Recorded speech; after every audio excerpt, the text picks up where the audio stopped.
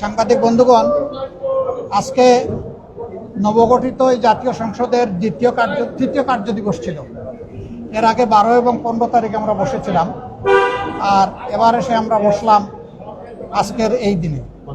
আপনারা জানেন যে 15 তারিখ আমরা যখন বের হয়ে যাই তখন আপনাদের কাছে আমরা বলেছিলাম জুলাই সনদ, সংস্কার প্রস্তাব এবং গণভোট এইটা নিয়ে সরকার উপেক্ষার নীতি অবলম্বন করছে।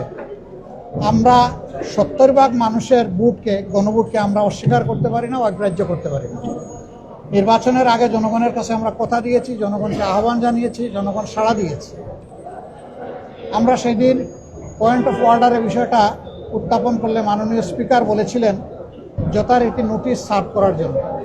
আজকে আমরা সেইভাবেই নোটিশ দিয়েছিলাম এবং নোটিশের উপরে আলোচনা শুরু হয়, নোটিশ পড়ে শোনানো হয়।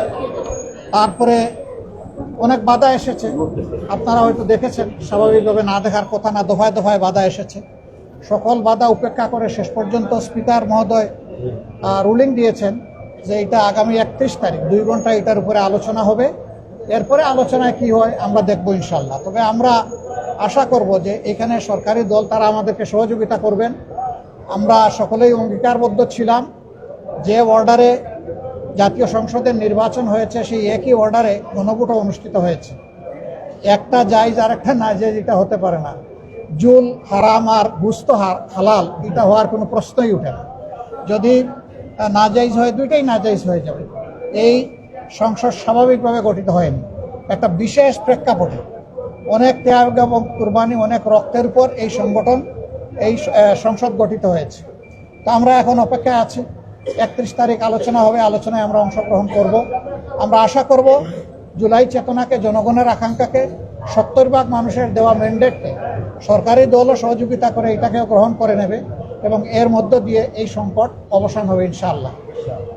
বিরোধী দলের নেতা এর আগে স্পিকার আপনাদেরকে বলেছিলেন নোটিশ দেওয়ার জন্য, আজকে আপনারা নোটিশ দিলেন, কিন্তু আমরা দেখছিলাম স্বরাষ্ট্রমন্ত্রী সহ সরকার দলের কিছু এমপি আপনাদেরকে বাধা দিচ্ছিল বিষয়টা নিয়ে। এটা হওয়ার কারণ কি? কারণ আপনারা তো নোটিশ দিলেন।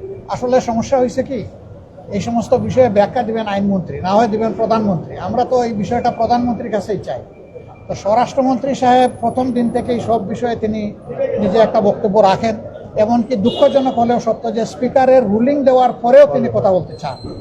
এটা আসলে অনাকাঙ্ক্ষিত। আমরা তার মতো একজন জ্যেষ্ঠ অভিজ্ঞ পার্লামেন্টারিয়ানের কাছ থেকে আমরা আশা করি। Thank you. Thank you. আপনাদের সবাইকে ধন্যবাদ।